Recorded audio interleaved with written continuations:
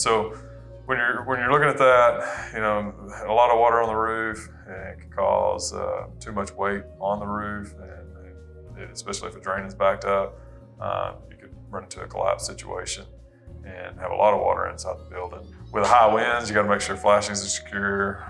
You want to check your seams, make sure the membrane is tight and there's not loose seams that could cause the membrane to roll up. And even with HVAC equipment, you want to make sure that stuff is secured, because high winds could blow a door off and it skate across the roof and then cause punctures throughout the roof. And then the hail damage, that's pretty self-explanatory. Hail on the roof is going to cause damage. It may not immediately be known, but as the seasons progress, the hail damage will show up and cause future problems.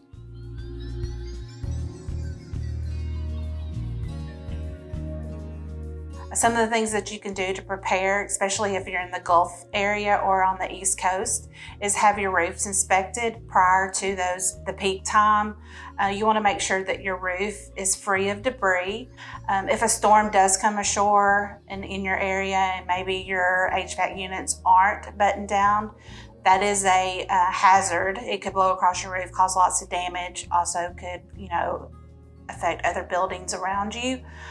So you could send RoofConnect out to do your assessments, make sure everything's good. RoofConnect is available 24/7, 365. If you give us a call, we can come out and make sure you're taken care of.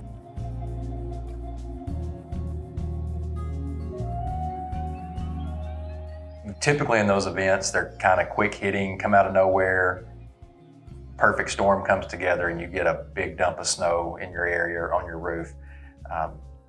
May not be prepared for it, but you have to react fast to make sure that your drains get open, because what can happen in this situation is it's typically a out of season storm.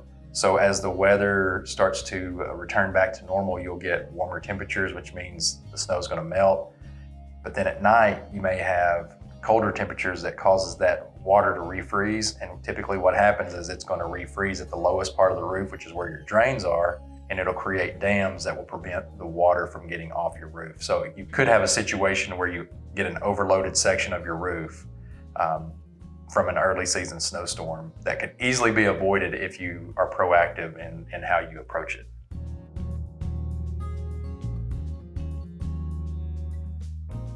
One of the easiest things you can do prior to the fall season is inspect your roof. One part of that is it's a requirement for your manufacturer if you have a roof warranty in place.